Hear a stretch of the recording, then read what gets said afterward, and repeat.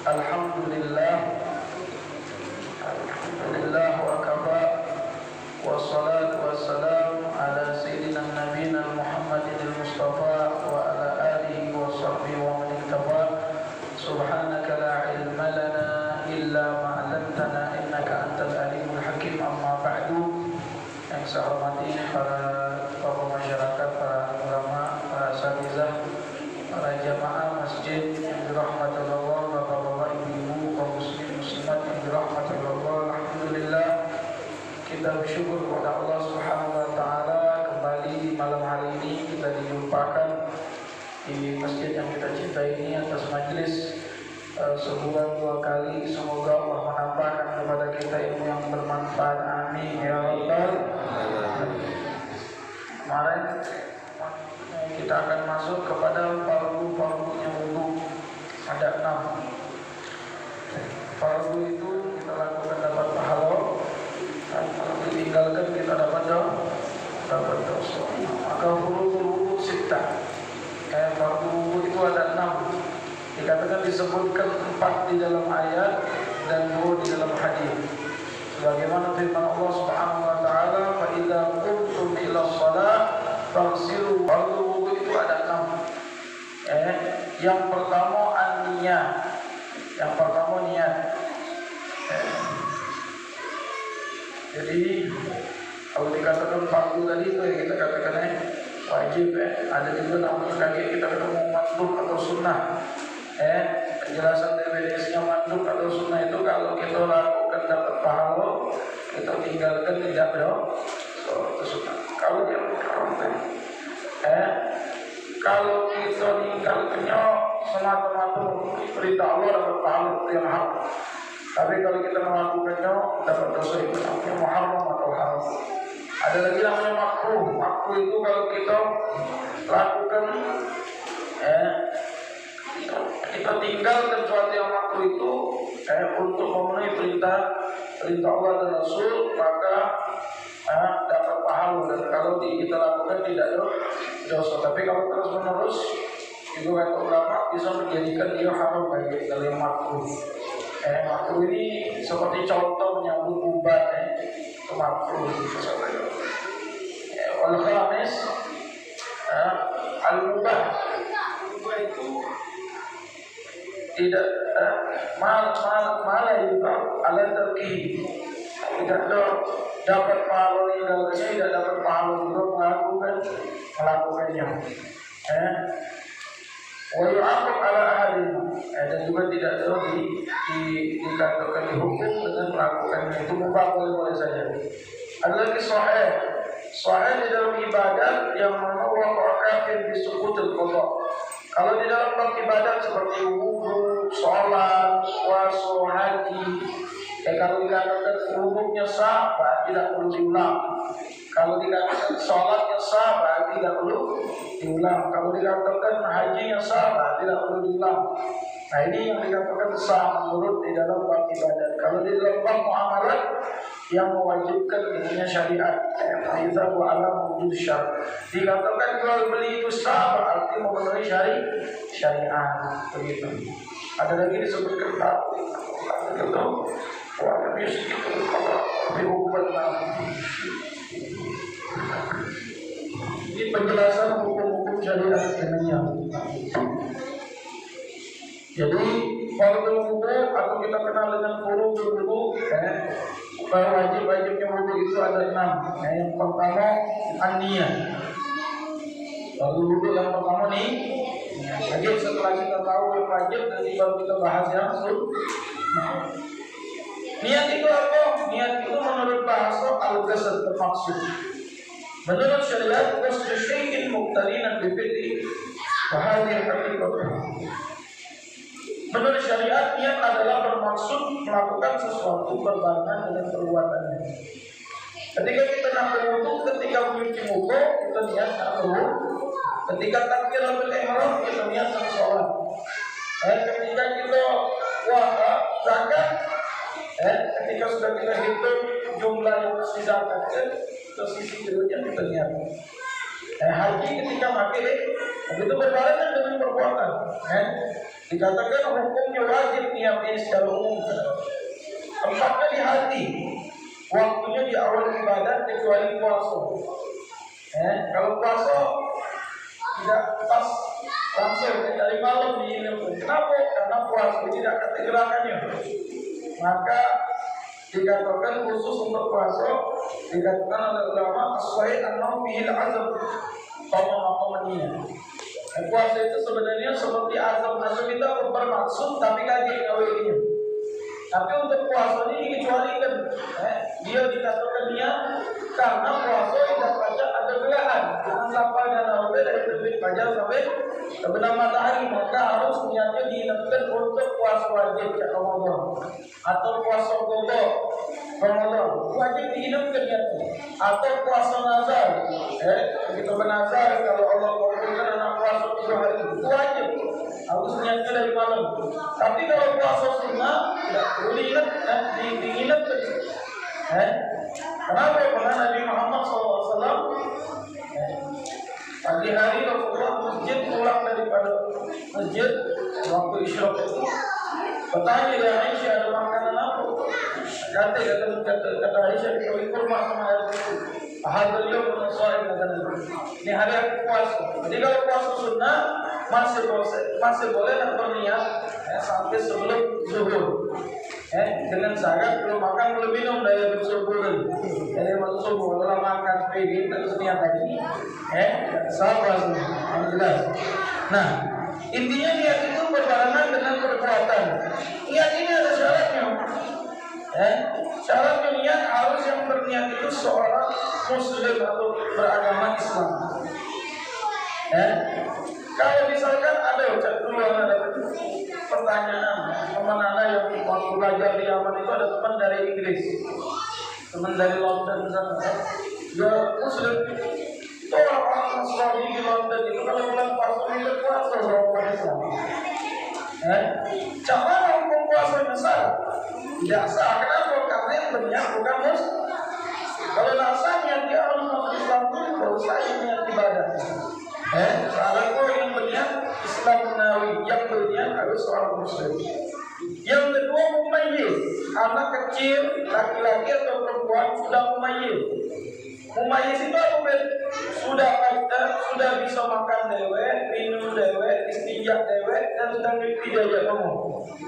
Kalau anak sudah mumayyiz maka sholatnya sah, ibadahnya sah, niatnya sah. Cuma belum kewajiban, belum wajib.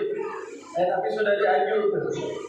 Misalkan dia dalam waktu mumayyiz itu kebetulan lahir di Saudi sana misalnya, jadi bapaknya gawe di Arab. Dan tadi baru mumayyiz kebetulan dapat kesempatan pergi haji, belum haji itu. Sah hajinya sah, tapi belum menggugurkan kewajiban. Kenapa? Belum balai sudah. Kalau sudah balai baru wajib. Jadi hajinya tadi apa pahala atau kau yang pahala. Cuman belum gugur. Artinya kenapa? Dia belum balai. Tapi dia sudah mumayyiz. Sah niat haji, sah niat umrahnya, tapi belum gugur. Nah ini mumayyiz, anak yang sudah mumayyiz sah, sholat sah, dia berniat. Wa ilmu bil qalbi, dia harus tahu niat apa yang dia nak lakukan. Seperti nak wudu harus tahu niat wudu, sholat harus tahu niat sholat. Dan tidak ada ditaklikkan dengan sesuatu. Contoh, kita nak sholat, niat nak sholat. Allah Akbar, kalau datang suamiku kata itu tak batal sholat. Dengan niat begitu batal sholat. Tidak boleh ditaklikkan niat itu dengan sesuatu. Dan tidak ada ragu. Batal nggak beda? Itu batal tuh ya. Kalau tidak benar-benar ya sholat. Ini contoh. Begitu juga dalam wudhu dan dalam semuanya. Maksudnya niat itu apa? Maksudnya niat itu membedakan yang adat dan ibadah. Seperti apa? Seperti kita ketika di masjid ini. Tadi yang ada yang duduk di masjid, sikap niat ketika di masjid, sikap apa? Yang niat ketika di masjid dapat pahala selama di masjid. Tapi ada sikap lagi itu tidak dapat pahala, kenapa? Karena dekat niat. Karena Nabi mengatakan innamal a'malu binniyat. Sesungguhnya amal itu kan niat, wa innamal likulli imri'in Ya. Dan membedakan juga derajatnya dengan niat ini membedakan derajatnya. Seperti kita berwudu yang wajib, maka berniat yang wajib. Seperti sholat, kita niat yang wajib untuk sholat isya, usolli fardhu isya. Beda dengan sholat ba'diyah, sholat sunatan ba'diyatul isya. Jadi niat itu membedakan kedudukan yang wajib itu lebih lagi pahala daripada yang sunnah. Sunnah itu cuma macam guna wajib, yang nempel yang pulang dari wajib, tapi tidak bisa memberhentikan yang wajib itu yang sunnah. Jadi yang pertama niat, apa niat dalam berwudu? Di ayat ini mutawaddi'atul hadas al-asghar. Kebanyakan kita tahu niat nak berwudu itu, nawaitu wudu atau nawaitu raf'ul hadas al-asghar lillahi. Ini yang mungkin dari dulu kita belajar, saya niat mengangkat hadas kecil karena Allah. Mengucapkan niat ini sunnah, tapi juga hati wajib. Kapan ketika kita membasuh awal dari basuhan muka? Kayak Bayu, kita baca dulu nawaitu raf'ul hadas al-asghar. Ketika musabah ini hati-hati, saya niat mengangkat hadas kecil atau nawaitu fardhul wudu, saya niat berwudu yang wajib karena Allah Ta'ala, karena Allah Ta'ala itu sunnah. Kemudian atau nawaitu sholat, saya niat untuk bersuci untuk sholat. Jadi mengucapkan niat itu untuk membantu di hati gitu, tenang. Jadi kita katakan nawaitu sholat, saya niat bersuci untuk sholat. Dalam hati, ketika dicukup niat bersuci untuk sholat, itu juga sah. Jadi kalau niat di hati itu nak pakai bahasa Arab boleh, nak pakai bahasa Indonesia boleh, pakai bahasa Lembang boleh, pakai bahasa Jawa boleh. Yang penting ada nih. Nah, ucapnya sebelum nak itu sunnah hukumnya. Kalau nak diucapkan boleh, dan nak diucapkan boleh. Yang penting ketika mencuci muka harus diniatkan dulu lagi. Saya nak bersuci untuk Allah, atau saya nak berwudu yang fardu karena Allah. Nanti kita akan praktekkan ya. Ini kita teorinya dulu, kita praktekkan sunnah-sunnah ini. Kemudian jadi ada beberapa niat kita nak wudu boleh, nawaitu raf'ul hadas al-asghar lillahi ta'ala boleh, atau nawaitu taharah shalah boleh, atau nawaitu fardhu wudu juga boleh, atau nawaitu wudu juga boleh. Ini semua bagi orang yang tidak selalu dalam keadaan hadas. Mana bagi yang orang yang selalu dalam keadaan hadas? Ada dua orang, bahkan orang yang selalu dalam keadaan hadas, yaitu orang yang sulusul baul. Dan sulusul baul itu terus nak keluar kencing, atau kita ngomong itu biasa ya. Nah, orang biasa ini niatnya bukan fardu sholat atau taharah sholat, tapi istibahah sholat. Untuk membolehkan dia sholat. Jadi kalau tadi uang ini tidak penyakit biasa, tak kita umumnya, cukup niat nawaitu taharah sholat, saya niat bersuci untuk sholat. Tapi kalau nanti ini uangnya biasa itu dalam netes kencing, karena uang atau karena memang penyakit, sehingga kencingnya dalam netes. Nah, uang yang ini ditambah kedua syarat kalau sahur. Yang pertama sudah masuk waktu, dan yang kedua mualah. Misalkan dia nak sholat isya, azan isya dulu baru boleh dengan istinja. Cuci kemaluannya itu disunahkan diikat, dikasih kapas diikat, diberhenti celananya kalau memang kecil tadi, kemudian berwudu dan segera sholat. Boleh ngomong-ngomong boleh makan dulu tak? Kamu juga sholat keluar, wudu. Tapi niat wudunya ini berbeda dengan niat yang normal. Apa niatnya? Nawaitu istibahah kalau sholat, saya niat biar dibolehkan untuk melakukan sholat yang baru. Nah, kenapa? Karena punya uzur. Baik tuh. Niatnya apa? Istibahah kalau sholat, saya niat untuk dibolehkan melakukan sholat baru. Nah, ini uang yang namanya sulusul baul. Ini jangan kalau dia masih muda masih bisa diobati. Kalau dia memang sudah penyakit tidak ada susah itu. Syaratnya ialah sudah masuk waktu sholat baru boleh dia berwudu. Cuci dulu kemaluannya, ganti celananya. Kalau itu bagus lagi hijau kapan diikat. Ikat sore ini biar tidak kena tes celananya. Malah kalau ini. Jadi kalau di dokter makzur karena dia suruh tunggu. Sama hukumnya cara ibu-ibu yang istihadah. Ibu-ibu perhatikan bu. Ibu-ibu yang istihadah itu darah yang keluar bukan di waktu haid. Maksudnya ibu misalkan sudah keluar haid, sudah 15 hari dan malam, berarti hari ke-16 itu darah istihadah. Darah penyakit, ibu wajib mandi. Anak sudah keluar dari 15 hari, malamnya masih keluar, itu masih darah haid. Besok pagi masih keluar juga. Nah, ibu wajib mandi besok pagi. Mandi apa? Mandi wajib. Lagi ada bab lagi tentang mandi wajib. Nabi masih keluar darah hari ke-16. Darah yang keluar itu namanya darah istihadah. Hukumnya apa? Hukumnya wajib sholat. Artinya cak mana cara kami nak sholat? Ada caranya dia. Cak mana? Syaratnya kalau nak sah sholatnya, nak sah wudunya, yang pertama ibu sudah masuk waktu sholat, misalkan nak sholat isya, sudah masuk waktu sholat isya, baru dicuci malam. Karena darah itu najis, dicuci. Kalau dia tetap pakai, kalau sama modern dia lemak. Kalau dulu pakai kain dulu nanti taruh Kalau sekarang apa? Pembalut itu ya bu. Pakai ganti pembalutnya kalau memang ada darahnya. Kemudian ganti celana kalau memang terkena darah. Kemudian berbubuk dan segera sholat. Kalau di dalam sholat masih keluar di uzur. Kenapa? Karena ibu itu namanya seperti simbol dari selalu dalam keadaan ada. Nah niatnya berbeda bu dalam wudhunya. Niatnya bukan lagi untuk bersuci untuk sholat, tapi niatnya ketika berwudhu saya niat biar dibolehkan sholat fardu. Nawaitu istibahah waktu sholat. Dalam bahasa Arabnya saya niat, nawaitu istibahah itu artinya saya niat, minta dibolehkan untuk melakukan sholat fardu. Jadi ketika ibu menyuci muka, kalau dalam istihadah tadi, maka niatnya saya niat untuk dibolehkan melakukan sholat fardu. Jika berwudhu hatinya. Nah ini banyak pun nggak tahu banyak. Kalau memang nah itu perlu berobat itu kalau kamu sudah keluar istihadah itu berarti lebih daripada darah haidnya. Paham bu? Ini jarang.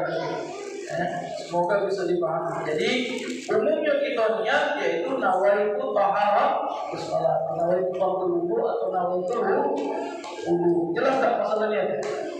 Kapan niat itu? Ketika menyuci Yang kedua punya wudu atau fardunya wudu, ghusl wajh, membasuh muka. Dari mana batasan muka itu?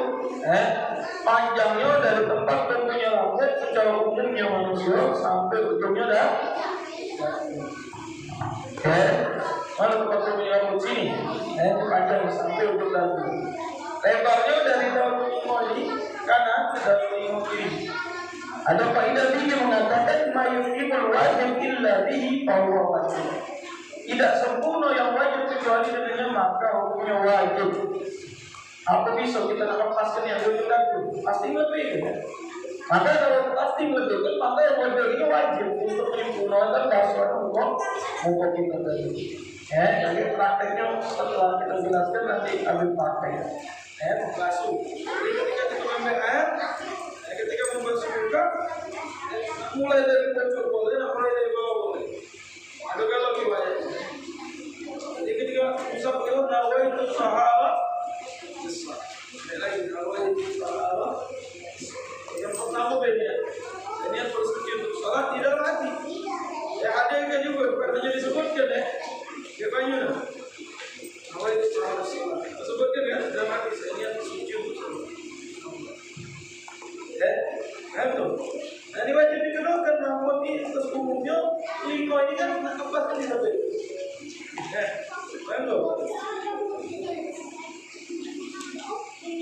Jadi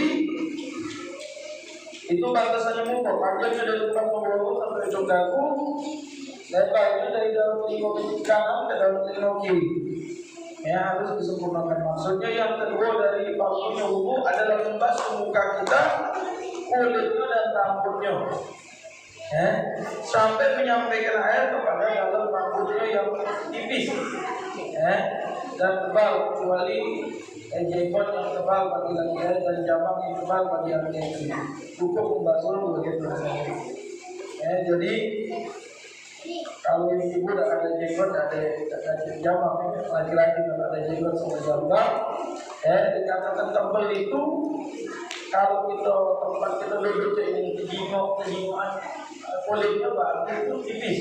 Tapi kalau tidak kejimuan lagi kulitnya, ada gimana kulitnya? Kalau kejimuan berarti tipis, berarti bisa mengikat air. Tapi kalau tidak kejimuan berarti tebal, dilewati beda waktu. Tapi disunahkan tetap di selah-selah ini. Itu yang bersunah. Jadi rambut di muka ini ada berapa ekor rambut di muka ini? Dijelaskan dalam kitab ini. Maksudnya yang tebal itu dari ketik. Nah, rambut di muka ini ada 20 rambut. Ini wajib diketahui kalau alhamdulillah kalau kita di Indonesia tidak perlu banyak rambutnya. Ini kalau Arab atau daerah Timur Tengah lah, ini banyak rambutnya. Wamam itu rambut yang berumur di jidat, ini. Hajibel, hajibel itu alis, khatten rambut yang tumbuh di pipi, sibelen orang syarif, ini kumis, ini syarif, ini syarif namanya dalam bahasa Arab. Kumis di samping kumis ini syarif, itu rambut itu. Kemudian ada lagi namanya ada rambut di dalam alizen. Alizen itu ada urut diletakkan. Alizen itu jambang dari telinga kita ke jenggot. Nah ini arit, dari sini ke sini arit. Bahasa Arab mungkin saja kayu, kalau kita jambang gitu. Dari sini ke sini jambang gitu, bahasa Indonesia sih boleh. Kalau dia beda, dari telinga ke sini itu namanya arit. Dari sini ke telinga namanya izaren. Ini izaren, ini aritnya. Kalau kita bahasa Indonesia nya gampang lah dari sini. Ada pula apa? Bulu mata depan. Itu rambut leher, jenggot, syarif, kumis. Ampak itu rambut yang tumbuh di bawah itu. Kemudian nama kata syarah kita ada syarah kata subla. Ampak itu yang di sini. Ada lagi namanya nama kata itu yang berkembang dari ampak itu. Ini cuma penamaan saja. Intinya kulit dan rambut yang ada di muka wajib dipenuhi air ketika kita membasuhnya kalau kita wudhu. Intinya. Jadi cuma untuk pengetahuan kita. Kemudian membasuh tangan sampai sampai siku. Yaden musannayat. Yaitu batal menurusil asabi lagi. Tangan itu kalau perlu basuh dari mulai jari sampai lengan, itu tangan. Kalau kita tanya mana tangan, jari sampai lengan. Tapi yang dimaksudkan dalam wudhu ini dari jari di ujung jari kita sampai ke delpak itu siku. Siku itu tulang yang bertemu antara tulang lengan dengan tulang tangan itu. Nah ini ini nggak baca pas-pasannya, maka kaidah kita di mayyitul wajib illa bihi bahwa wajib tidak sempurna yang wajib kecuali dengan apa yang wajib. Ini mirfak. Maka pasti di sini dia tahu. Pasti kita lembaga, maka menyelebihnya masuk itu wajib. Nah kamu dari bawah ke pucuk, dari pucuk ke bawah jadi bawah, nanti ini juga jadi alih itu. Kita contoh berbeda, caranya wudhu setelah ini. Intinya membasuh tangan sampai situ. Tidak sempurna dengannya kecuali wajib, maka wajib disempurnakan. Insya Allah ada rambut di situ wajib dikenalkan. Kemudian disunahkan menyelah-nyelahi. Misalkan dia ada jari dia di limo, tapi ada siku lagi jari. Dari lahir atau menjadi itu lebih kalau Allah wajib juga dikenalin air, lama lagi bagian tangannya sampai sini. Kan tuh, wajib menghilangkan apabila yang menghalangi air untuk nyampe. Jika kita membasuh tangan, seperti apa? Kotoran di bawah jadi keringat, atau yang seperti kita belajar hilangkan dulu sehingga menghalangi air. Maksud itu kaki isyarat sah dulu jelaskan. Naam. Wa kadzala yakunu kisbatul mal. Wa insahu la idalatu. Tidak ada masalah kalau misalkan penutup besok. Kalau besok kita itu pecah kan kayak kulit nutupnya. Kayak buku gitu. Nah itu tak perlu naik mukanya. Udah cuci dari pucuknya. Itu uzur. Mungkin kita besok misalkan di tangan di buku. Jadi besok itu kalau pecah ada lagi pecah kulit nutupi. Apa itu perlu dibuka tidak? Lewat baju dibuka. Tidak ada masalah. Tetap sah benar. Itu lagi pembahasannya suatu yang merubah air atau yang menutupi sampai yang baju. Di bagian tubuh kita wajib dihilangkan. Nah, yang keempat mengusap sesuatu dari kepala. Istilahnya ras wa'ala. Yaitu nyampe ke basah di rambut. Usul bala walau diberi fi'il fa'il. Jadi di dalam mazhab kita Syafi'i masa itu membasahi leher. Kalau misalkan ini pakai kopiah, yang dibasahi kopiah ditembus ke rambut bagian kepala kita sah. Yang penting itu lah kalau kita. Tapi di bagian kepala, ujung sini lebih sah. Rambut bagian kepala. Kenapa memang katakan rambut bagian kepala? Kalau di luar kepala misalkan cari ibu, rambutnya panjang kan? Cucinya ujung sini tidak sah. Rambut itu panjang, cucinya ujung sini tidak sah. Harus di bagian kepala. Ujung sini tidak apa-apa kalau ujung sini di bagian kepala atau di ujung sini. Yang penting kena basah sedikit, diusap sedikit, sudah sah. Paling sedikit dikolah kena sah. Alam kesekian yang itu sah, tapi kurang dari tiga lain tidak sah. Ini adalah mengusap kepala. Nah, tapi jarang kalau kopiahnya tebal nanti menjadi baju dan tebal. Tapi kalau kopiah tipis nanti ini kalau kita basah di pucuk, basah di dalam susah. Tapi bukanlah sedikit kopiah itu ke depan sini dah. Nah, pasti kenal. Kalaupun rambut kita punya sedikit, yang penting bagian rambut bagian kepala itu gimana? Itu tempatnya punya rambut atas umumnya. Selain dicuci di bagian kepala yang tempat punya rambut atas umumnya, maka itu sah. Paling sedikit juga mengusap, membasahi. Artinya mengusap itu membasahi bagian. Baik tuh. Kemudian yang kelima membasuh kaki sampai mata kaki. Membasuh kaki bersamaan dengan mata kaki dan pecah-pecahnya. Ini kaki, sampai mata kaki mana ini mata kaki? Nah ini kita tidak baca nafas pasnya masih lebih, wajib masih lebih. Kalau kaki kita pecah-pecah, wajib dimasukkan air. Karena itu bagian dari kaki. Makanya dibersihkan itu, bisa disikat, dibersihkan lagi lama-lama hilang. Itu kayaknya bawaan ya, kadang-kadang orang ada kalahan. Itu karena tidak bersih, itu dia pecah-pecah. Nah itu wajib dikenain air, karena dia bagian dari kaki kita sampai mata kan. Nah, dan yang keenam adalah al-tertib.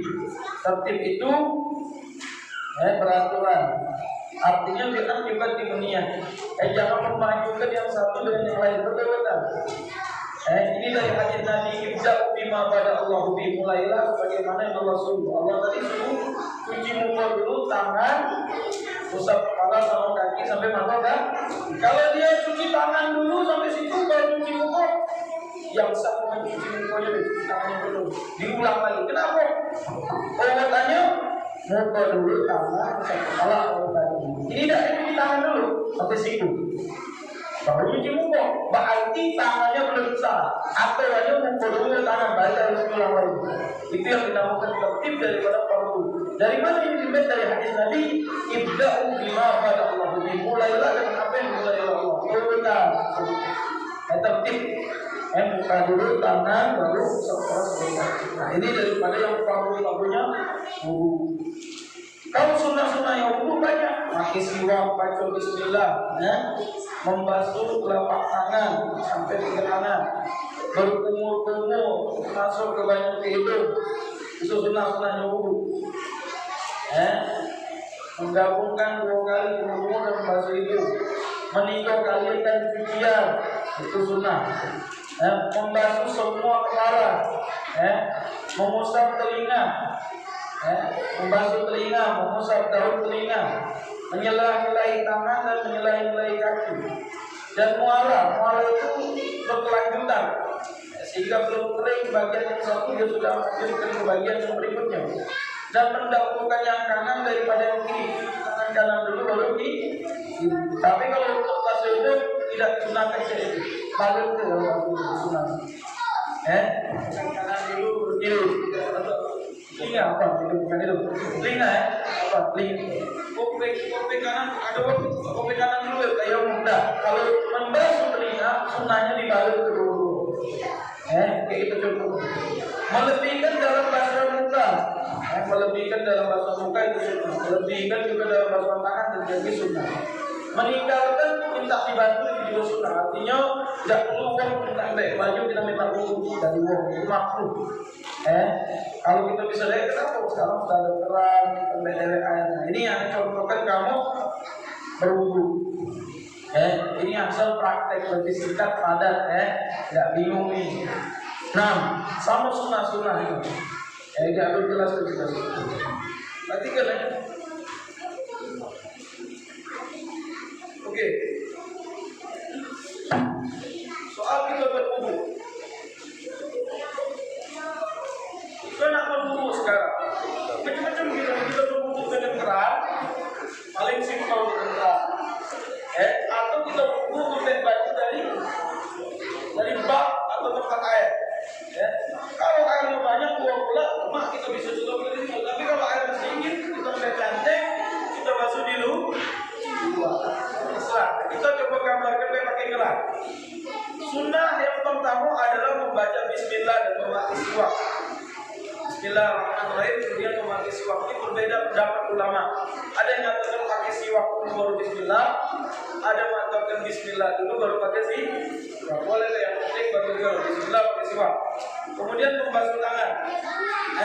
Ketika membasuh tangan sudah menghadirkan dia anak-anak dulu, anak-anak suci untuk sholat. Ini luar ini. Dia bercuci muka dengan yang benar yang di tempatnya. Ketika cuci tangan jangan mencuci tangan langsung ke belakang. Telapak tangan maksudnya. Ini di sela-sela kemudian di sela ini. Itu mencuci telapak tangan. Kemudian berkumur sama masuk ke baju hidung ini ada 3 cara. Masuk ke hidung dulu, baru kumur. Boleh? Kumur dulu, baru masuk ke hidung di bawah. Misalkan kumur ini biasa kumur dulu. Kumur ini menyela-nyelai, pakai tangan juga boleh dibantu. Kalau ada lendir di sela-sela gigi itu sunnah. Dibersihkan. Tujuannya kumur biar hilangkan bau mulut. Bagi waktu subuh itu kan baru bangun tidur, sedap-sedap gitu ya. Nah ini ketika kita kumur disunahkan dibersihkan di sela-sela gigi. Balau di sini. Itu kalau nggak lagi puasa jangan, batal gitu. Lagi ngantuk, telan deh. Kumur 3 kali masuk ke baju dia itu. Disedap, sunnah. Udah dikeluarin.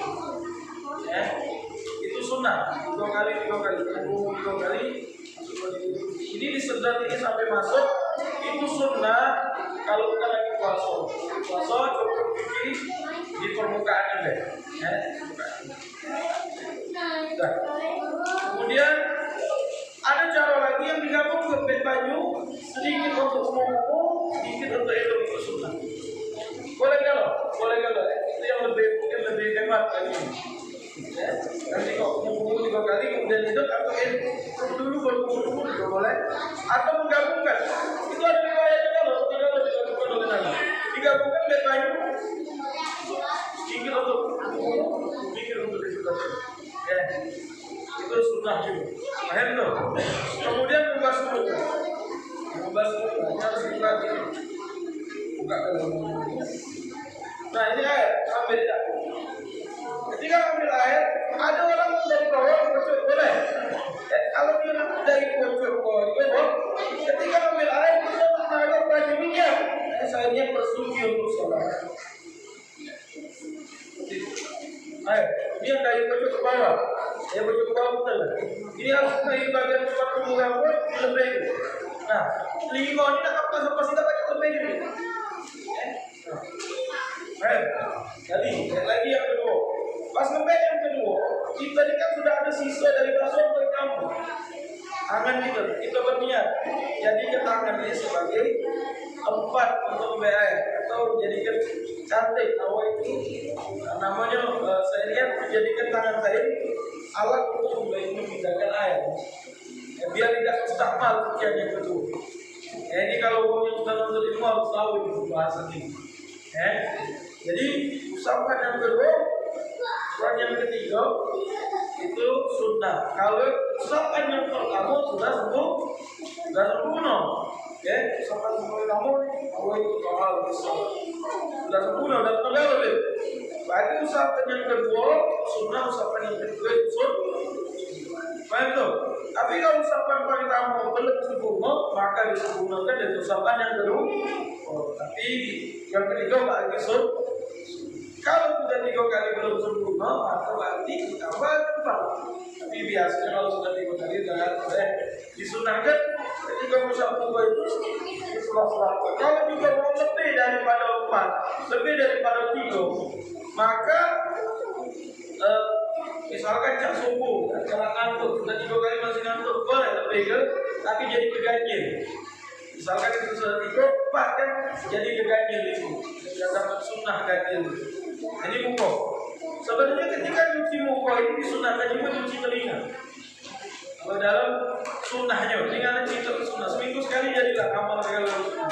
Di air dengan pahala bersih.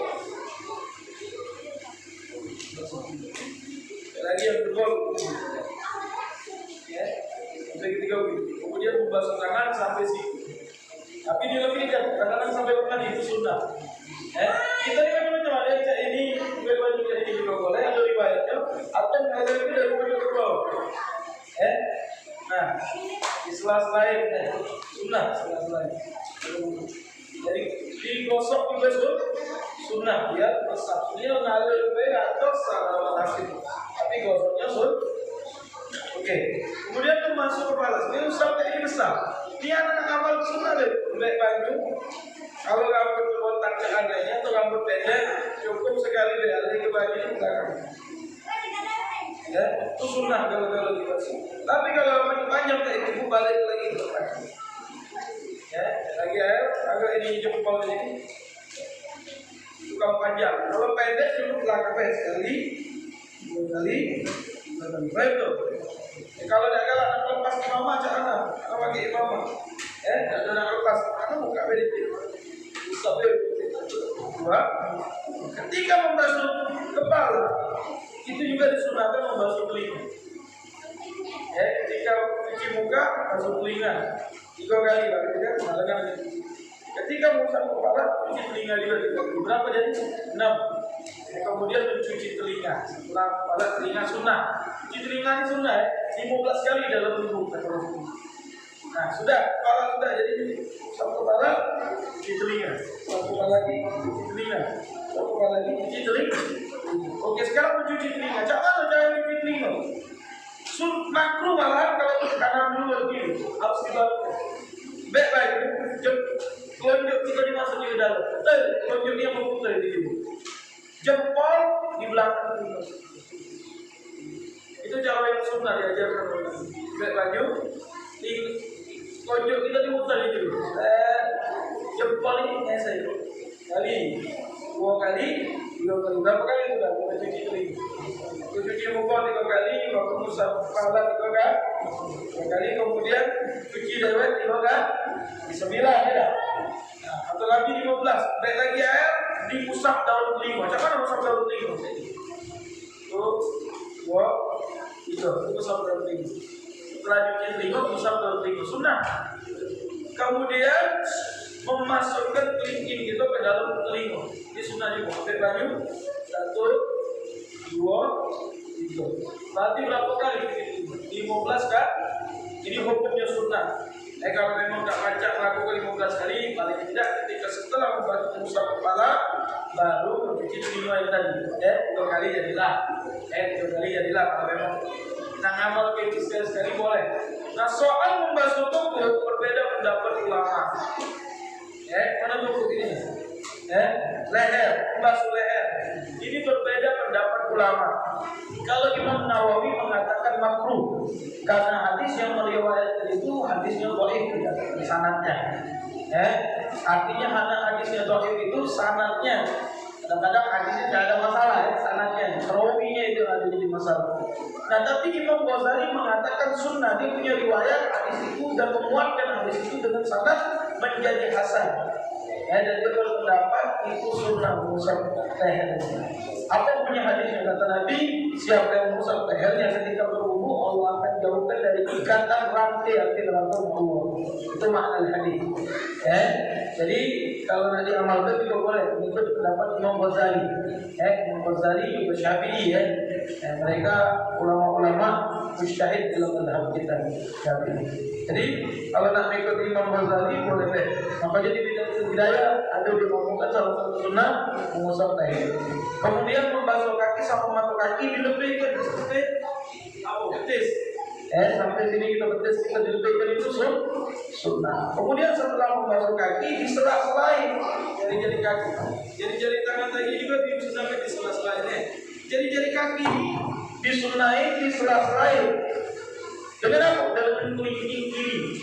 Kalau nak ngomong kesunahannya, ini agak salah dikit. Dengan kelingking kiri dimulai dari pintu kanan 1, 2, 3, 4, 5, 6, 7, 8. Ini yang menurut kesunahannya. Tapi tahu lah agak. Kalau memang tidak, paling tidak kita menggunakan jari-jari kita membersihkan kemulahan. Itu sunnah. Setelah berwudu disunahkan menghadap kiblat dan mengangkat tangan. Jadi doa setelah wudu itu sunnah menghadap kiblat, angkat tangan itu sunnah. Angkat tangan aja ini. Kalau laki-laki ketayaknya agak diangkat dikit, tapi kalau perempuan tidak perlu mengangkat ketayaknya, sunnah. Dalam riwayat Nabi setelah wudu itu mengangkat tangannya tinggi dan kemudian berdoa. Apa dia doa setelah wudu? Malu kita mana kita kepada akal. Apa doanya? Bismillahirrahmanirrahim. Alhamdulillahirabbil alamin. Allahumma shalli ala sayyidina Muhammadin wa ala sayyidina Muhammad. Asyhadu an la ilaha illallah wa asyhadu anna Muhammadar Rasulullah. Allahumma ij'alni minat tawwabin waj'alni minal mutatahhirin waj'alni min ibadikas sholihin. Paling tidak kenapa doa itu dimulai dengan bismillah, alhamdulillah dan salawat sama Nabi itu kunci doa. Dia seperti kabul Allah. Kemudian Nabi menganjurkan mengucapkan kalimat syahadat asyhadu an la ilaha illallah wa asyhadu anna Muhammadar Rasulullah. Kemudian ucapkan Allahumma ja'alni minat tawwabin waj'alni minal mutatahhirin waj'alni min ibadikas sholihin. Siapa yang baca doa ini setelah wudu kata Nabi, Allah akan bukakan 8 pintu surga. Allah akan bukakan 8 pintu langit dalam pintu surga dan Allah akan ijabah doanya. Itu sunnah. Sunnah. Paling tidak seminggu sekali sholat diamalkan sunnah. Kalau tidak sempat, ialah tiap hari kan seminggu sekali nanti Jumatan misalnya kita amalkan itu sunnah. Tapi paling tidak wudu kita sudah kita benarkan. Jadi ketika mencuci muka niat. Kalau itu taharah, jadi juga misalnya bersuci. Jangan lupa itu. Kenapa soal jiwati? Bacakan jiwati. Kita mesej juga benar. Beliau mesej juga tidak ada itulah yang kita jiwati. Aku itu tanya ucapan ustaznya jiwati. Bingung nak jelasnya kata cek itu ngomong tapi jiwati jangan. Itulah yang jiwati. Ya itulah kita kan kalau juga uang kan kita tak mengucap, tapi terlintas berarti. Ya itulah niat itu dilintaskan. Jadi ketika itu bersyukur, tahu itu kalau sholat itu membantu dia bisa gitu. Ya gitu itu niat. Niat kalau sholat, waktu wudhu, paham tuh? Saya niat waktu wudhu kata Allah. Juga, niat melakukan wudhu yang baru kan Allah. Jelas sampai sini masalah wudhu. Nah ini kalau bisa setelah ini jangan bingung lagi ya. Jangan. Kalau memang dia panjang di sela-selain, jika setelah membuka di sela-selain. Jadi begitulah cara wudhu yang diajar oleh Nabi Muhammad SAW. Ini wudhu ada fadilahnya kalau kita benar itu wudhu kita. Kata Nabi miftahul salat, miftahul jannah as-salat, miftahul salat. Kuncinya surga itu salat kita dibenahi, kuncinya salat kita benar, terus kunci kita dibenahi. Kalau wudhunya benar, insya Allah salatnya akan benar. Insya Allah diberkahi oleh Allah Subhanahu Wa Taala. Dari wudhunya harus benar. Kalau wudhunya khusyuk, salatnya insya Allah akan khusyuk. Wudhu ini penentu. Luar biasa untuk menggapai daripada kesempurnaan sholat. Insya Allah kita terus melatih wudhu kita biar tambah bagus. Setiap hari ada perubahan. Insya Allah. Amin. Ya Rabbal Alamin. Sampai sini ada pertanyaan? Apa betul?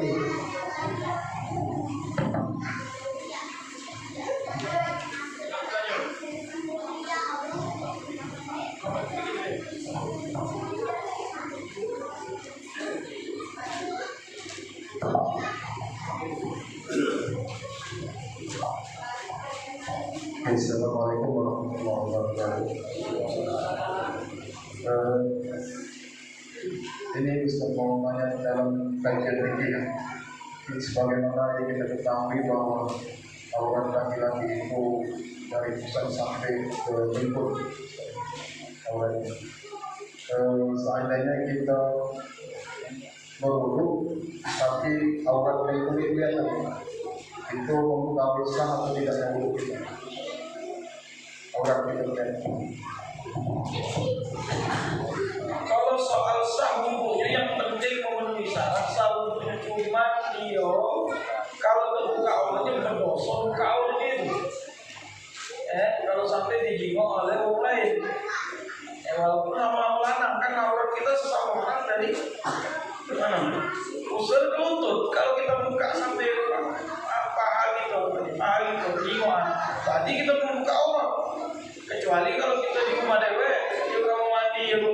Beda kalau di depan umum bicara itu di musola masjid.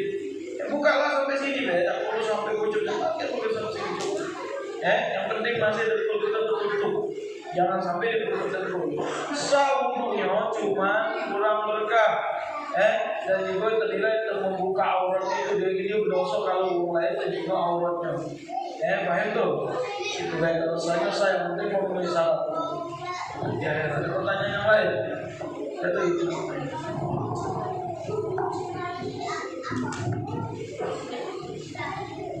Assalamualaikum warahmatullahi wabarakatuh. Izin bertanya Ustaz, masalah wajib wudhu tadi Ustaz kan ada 6 tertib. Pertama niat, masuk muka. Nah, salah satu tadi ada dari jari sampai ke siku Ustaz. Itu kan ada di dalam Quran Ustaz. Kalau salah dengar tadi berarti wajibnya tadi dari jari sampai ke siku. Itu kalau ada orang yang wudhu dimulai dari siku sampai ke jari itu memang hukumnya Ustaz. Sedangkan yang wajib tadi harusnya berdasarkan firman tadi kan dari jari sampai ke siku. Nah kalau dari wudhunya dari siku sampai ke jari itu hukumnya memang Ustaz. Terima kasih. Itu bahasa Al-Quran itu lebih jawami, lebih global. Bahasa Al-Quran itu lebih global. Tidak bisa kita artikan sekedar dengan luwatnya saja, tapi maknanya dijelaskan oleh Nabi. Tidak salah, boleh saja. Yang penting dibasuh dari ujung tangan sampai siku. Guna modelnya dari tangan ke siku atau siku ke tangan, yang penting dibasuh sah. Salah Nabi Syafi'i. Kenapa? Yang penting dibasuh. Wasul yadain ma'al mirfaqain disebutkan itu. Faghsilu wujuhakum wa aydiyakum ilal marafiq. Dari tangan kalian sampai ke sini. Itu penjelasan dari Allah dalam Al-Quran. Tapi Quran ini kan diperjelas dengan hadis Nabi, dengan tatbik yang diajarkan oleh Nabi. Yang tatbik diajarkan oleh Nabi pernah semua Nabi dari jari ke siku pernah, dan dari siku ke jari juga pernah. Intinya dibasuh bagian dari jari ke siku. Mau ini mulai dari jari ke siku seperti ini boleh, atau ente dari siku ke jari juga boleh. Penting dibasuh. Yang tidak sah, yang tidak dibasuh tangan. Ya itu kayak gitu. Ada paham tuh? Jelas. Ya. Ada pertanyaan yang lain? Kalau ada yang malu bertanya mungkin bisa dituliskan di kertas. Lagi kita lihat. Ada lagi. Ibu. Tunjuk tangan. Ada ibu.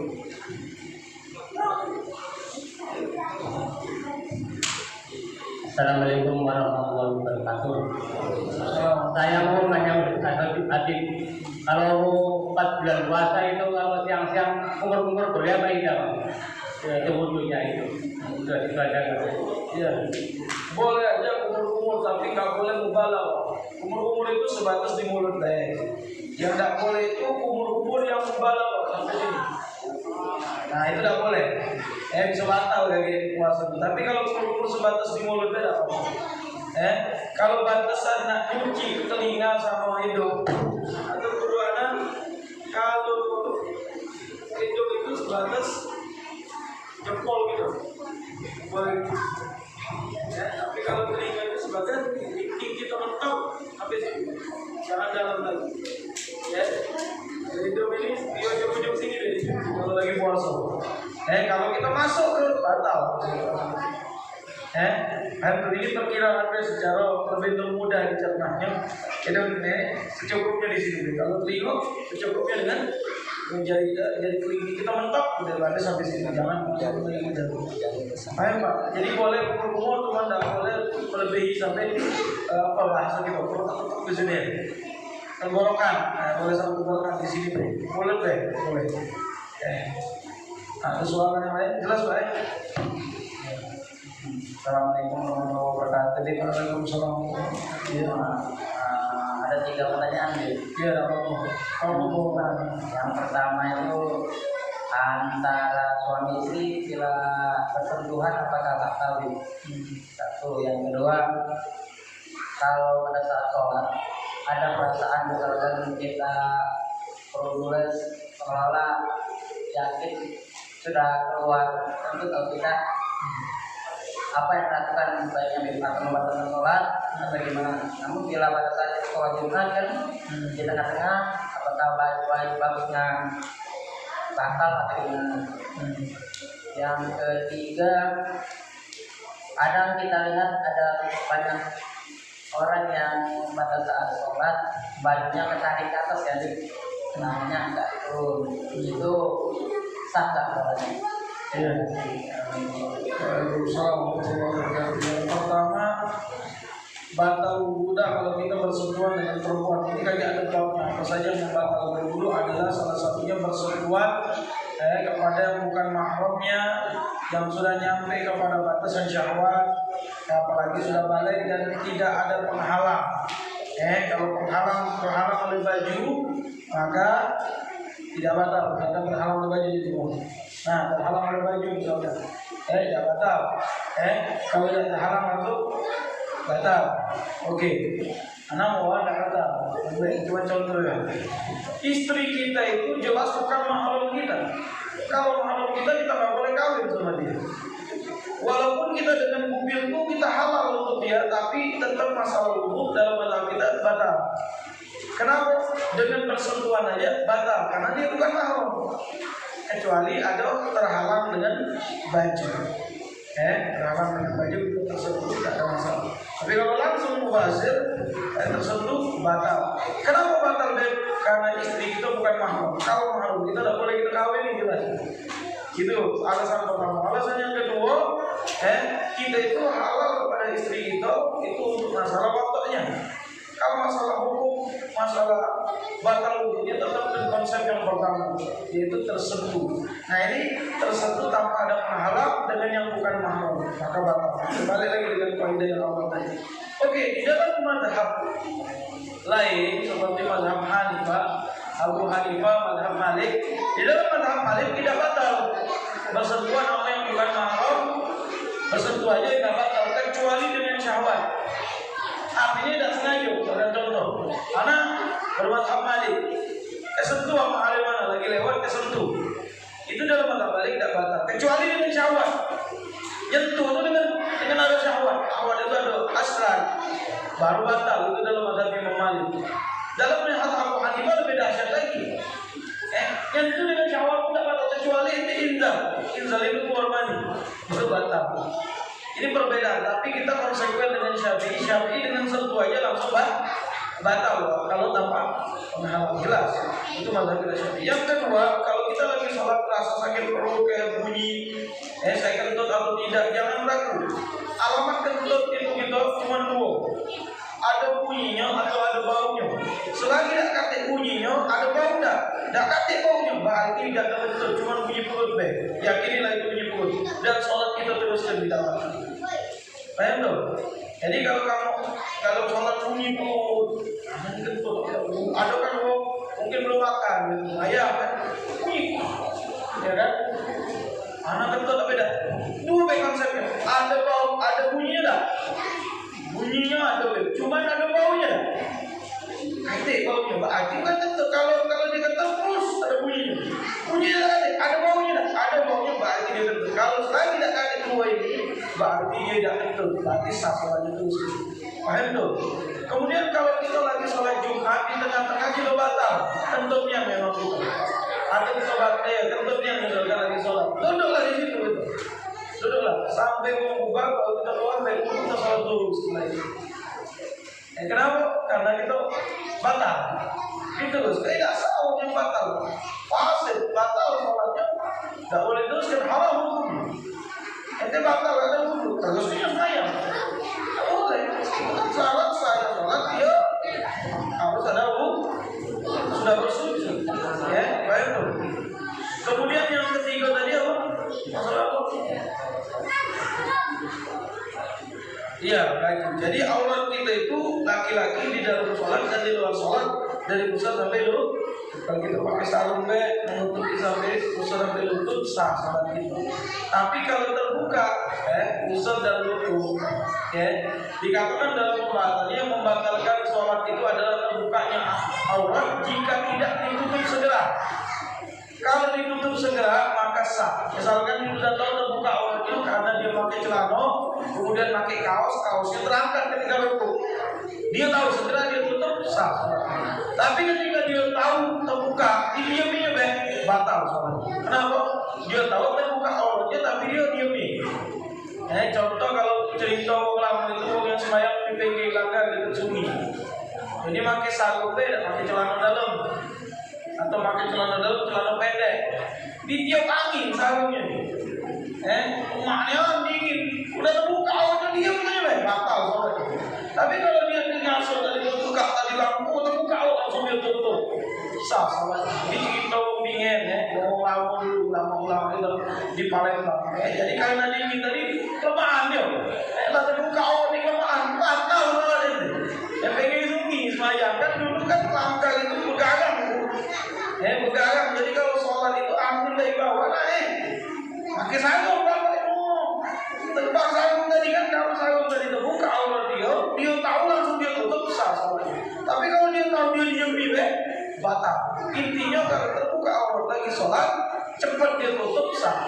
Nah ibu-ibu ini harus tadi masalah rambut itu aurat lagi sholat, walaupun sehelai bisa tidak sah sholat kita. Ibu-ibu kalau rambutnya kebuka, cepat masuk itu. Cepat masuk itu. Kalau tangannya ini, terjinguk gelangan tangan udah lebih, cepat-cepat ditarik. Makanya yang paling bagus itu langsung ditutup deh. Kalau penggali juga ada yang itu pakai tali ikat, tidak ada bergerak. Jelas yang bertanya. Jelas. Jadi kalau terbuka lagi sholat, dia tidak batas segera ditutup auratnya. Kalau dilihat juga Pak, banyak itu kalau sholat Jumat kalau pakai baju kaos pendek buka dulu. Ya sebab Habib punya sholat di belakang wajah itu. Ya, ada pertanyaan yang lain? Kasih.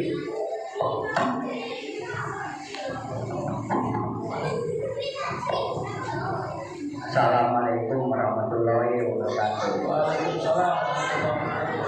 Mau tanya Ustaz, umpamanya saya sudah pernah sakit 1 bulan, nah ambil air wudhu itu gimana Ustaz? Cara wudhunya? Ayo, terbalik saya pernah gitu. Jadi cara ambil air wudhunya bagaimana? Assalamualaikum warahmatullahi wabarakatuh. Iya. Kalau bapak nak baca berdiri, minta tolong bebekkan air sama anak-anak. Ya, minta tolong bebekkan air sama anak-anak, atau pakai nampak, atau pakai ember. Nanti anak-anak yang membutuhkan. Ya, mungkin aku pakai kursi roda didudukkan tempat itu, atau anak-anak yang membutuhkan, bapak duduk, ambil air, dudukkan. Walaupun sekali nggak apa-apa, yang penting apa kan? Ambilkan airnya. Enggak, silakan kita bawa. Karena kalau masih bisa bergerak, dia sakit cuma terguling, tapi bisa bergerak. Itu duduk, sampai ke baju. Ya siapkan 2 botol, satu baju yang bersih, itu untuk baju yang sama. Jadi ketika dia ambil air, ya ini berapa singgah lagi. Jadi kan kayak yang sudah dipakai. Jadi lagi untuk tangan. Jadi kalau masih bisa bergerak, kalau tidak bisa bergerak, maka anaknya wudhu. Anaknya wudhu ke bapaknya. Ya atau istrinya wudhu ke. Kalau istrinya kayak kok batal juga masih wudhu. Masih batal wudhu. Jadi tak mana anaknya. Kalau ibunya nanti nak batal, ibunya pakai sarung tangan. Ya, pakai sarung tangan, berikan air, wudhukan bapaknya. Kalau memang tak banyak bergerak lagi. Selagi masih boleh kena air diwudhukan. Dan dia sholat sebisanya, tak bisa bergerak. Kalau tidak bisa duduk berbagi pula sholat. Macam mana sholat berbagi? Allah Akbar. Pokoknya apa aja memang itu. Allah Akbar. Itu harus sampai Allah. Sujud. Allah Akbar. Itu kalau kita dah baca gerak itu sujud, kepalanya goyang. Kepala yang baca juga dan matanya goyang. Allah Akbar. Amin Allah liman hamidah Allah Akbar. Matanya juga. Dan baca juga mata, hatinya. Dia baca. Bismillahirrahmanirrahim. Allahu Akbar. Dia bayangkan dia tak rukuk. Itu sudah paling terakhir sudah. Tak baca juga kita semayang ini. Enggak. Dah lagi. Nah ini memang kadang-kadang ada kekurangan dan kurang sempurna. Jadi maklumkan karena sakit sudah. Selagi anak ini membantu dia untuk berwudu tadi bisa. Kalau cak berwudu, kata dokter ini tidak boleh kena baju. Kita tayamum. Tayamum tak baca juga boleh. Kalau suka tak boleh. Apalagi musim COVID tidak boleh rumah tanah juga itu. Maka dia sholat untuk menghormati waktu. Maksudnya sholat deh bapak. Sebisa. Zuhur semayang, tak usah pakai wudu. Kenapa wudu? Kaget setelah sudah sembuh, gobok sebulan lagi. Gobok sebulan lagi. Tetaplah sholat untuk Muhammad wa Rasulullah. Pak, tak ada wudu lagi. Menghormati waktu. Artinya menghormati waktu kita ingat kita nak semayang saat ini. Kaget kalau kita sembuh kita gobok 1 bulan. Tapi kalau yang pakai prosedur tadi dia wudu, kemudian dia sholat, tak perlu diulang itu. Tapi kalau yang cak bapak tadi tak baca wudu, tak baca tayamum, udah sholat kaget setelah itu digobok 1 bulan kecil, 1 bulan digobok, bisa lagi bisa.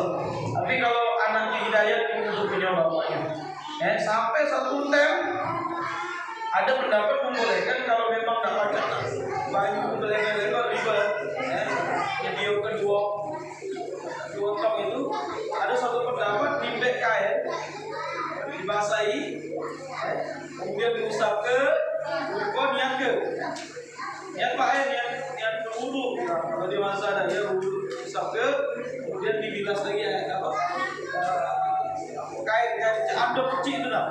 Kainnya dibilas lagi, bersihkan lagi, siramkan lagi, kemudian usap ke kaki. Kemudian kepalanya basahi sedikit, kemudian kakinya dibilas lagi, siram lagi, usap ke kakinya. Itu juga boleh dengan cara gitu. kalau memang sudah dalam posisi yang darurat sekali. Dan dia tadi sholat sebisanya tadi, tak bisa duduk-duduk, tak baik tadi, dicari tadi. Jelas baik? Insya Allah semoga kita. Ya, tadi kan caranya kan ada beberapa cara kan, ada beberapa cara. Jelas cara-cara tadi misalnya. Insya Allah semoga kita tetap bisa jaga sholat kita. Tetap ingat dengan sholat insya Allah walaupun kita lagi sakit, amin. Ya Rabbal. Ada pertanyaan yang lain? Masih,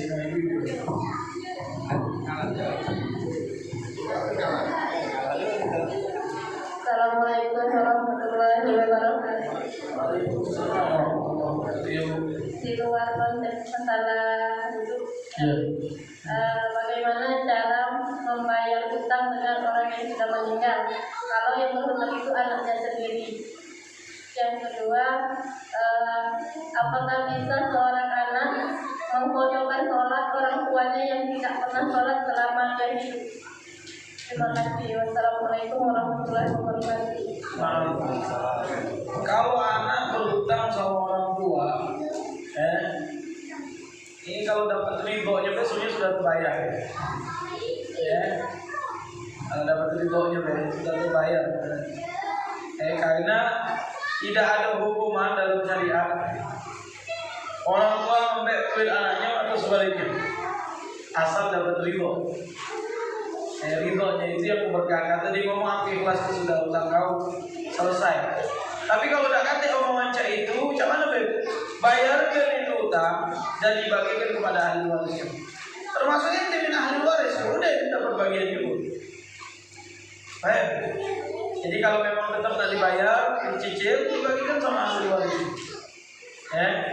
Utang tadi ke orang tua. Kalau memang tetap tidak dibayar, ini anak pernah punya utang, anak bayar. Kumpulkan adik-beradik itu, aku ini utang sama ibu nak bayar. Nah duit ini dibagikan adik-beradiknya, itu juga boleh. Kalau memang nak seperti itu. Bebasnya anak ahli waris juga, ini dapat juga. Bagi lagi, sudah hukum. Paham tuh? Itu menurutkan beliau dalam syariatnya. Kemudian yang kedua, kalau orang tua kita ninggalkan sholat, cak mana kalau kita bolehkah kita menggobok? Kalau diri kita dewek tak kata gobok sholat, boleh kita menggobok orang tua kita. Anak dulu kata pernah bolong deh. Alhamdulillah dari mulai balai mayang dari jago besar. Anak tahu dia ada yang bolong. Nah anak gobok sholat boleh deh kalau dia tak diniatkan. Untuk orang tuanya. Dan mohon ampunan kepada Allah atas dosa orang tua. Gitu. Boleh. Ya, niat menggobok sholat, niatkan untuk orang tua paham. Ya Allah kan maha tahu dengan niat kita. Innamal a'malu binniyat wa innamal likulli imri'in. Sampai masalah haji, kalau memang itu kan masalah haji disebutkan. Kalau orang tua kita sudah azam untuk haji dan dia sudah sisihkan uang, pas belum haji dia meninggal, maka anaknya bisa menggantikannya jika anaknya sudah haji. Kalau tidak dari duitnya tadi kita suruh orang badalkan haji. Lebih murah Pak yang lebih badal haji itu. 5 juta begitu gantikan begitu niatnya. Itu laksanakan niatnya kalau dia punya niat tersebut kata Rasulullah. Sama seperti kurban. Ibu kita sudah sisihkan uang untuk kurban di hari raya Idul Adha. 2 hari sebelum lebaran meninggal, atau hari lebaran itu semuanya meninggal tuh. Terus kelar niatnya tadi. Jelas Jadi boleh kita menggobok dengan niat menggobok sholat orang tua. Jika kita tidak kata gobok, kita tidak kata lagi gobok sholat. Jelas ada lagi soalan? Atau tadi Assalamualaikum warahmatullahi wabarakatuh. Waalaikumsalam warahmatullahi wabarakatuh. Baik, izin bertanya, tapi sebelumnya kami mohon izin ceramah hari ini akan kami tayangkan di YouTube. Oh iya. Karena sebagian dari jamaah di sini adalah YouTuber.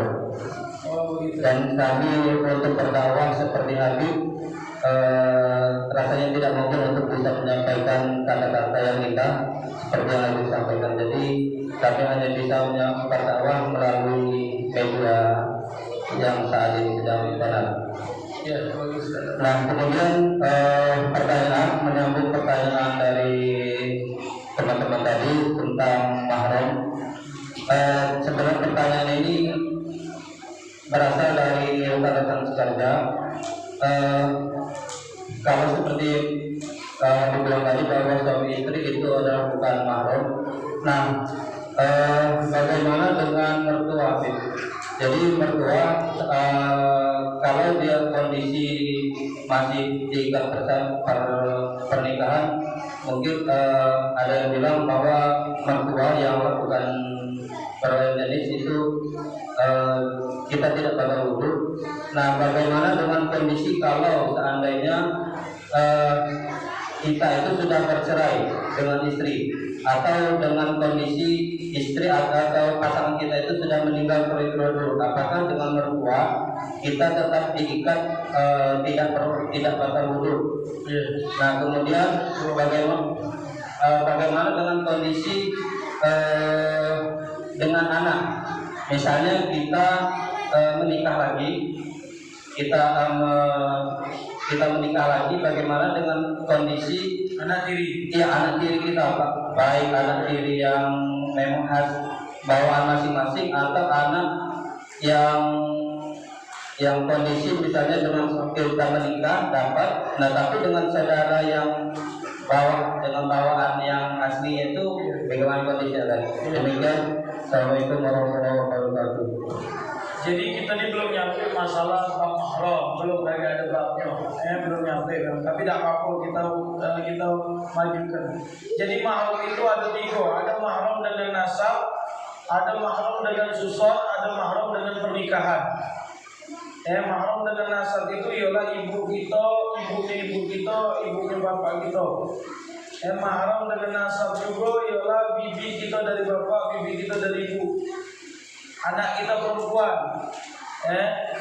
cucu kita, itu dengan nasab. Cucu kita dari anak laki-laki atau anak perempuan. Saudari kita, anaknya saudari kita, pamannya, itu dalam nasab. Sama seperti dalam roboah, dalam susun. Susun itu dikatakan adik susun kalau dia pernah nyusun sama ibu kita sebelum umur 2 tahun 5 kali kenyang. 5 kali kenyang itu mungkin disusuni tertidur atau kenyang. Jadi 5 kali maka itu saudara susun itu. Kalau sekali. Ya. Kalau baru misalnya sekali itu belum susun. Kalau dia baru sekali belum susun. Sekali dia pernah disusui belum susun. Sampai 5 kali saya. Kemudian ada dengan pernikahan. Pernikahan itu kata Nabi wong tua kita itu 3. Wong tua yang melahirkan kita, bapak ibu kita, wong tua yang kita nikahi anaknya, mertua kita. Ini tidak kata mantan ini, namanya mertua. Dan guru yang ngajarkan kita ilmu agama.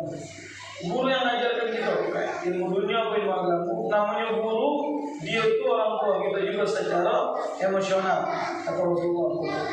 Jadi tidak kata istilah mantan mertua, mantan bini boleh. Mencegah juga sama dia mantan bini, tapi mertua tetap mertua, artinya tidak batal wudhu. Walaupun sudah mencegah sama bini. Kenapa mereka? Karena kita pernah masuk ke anaknya. Dia jadi mertua kita, jadi mahram kita, tidak batal wudhu. Yang tidak batal wudhu ketika kita menikah sama perempuan, anak menikah sama perempuan. Perempuan ini janda punya anak juga bedino misalkan.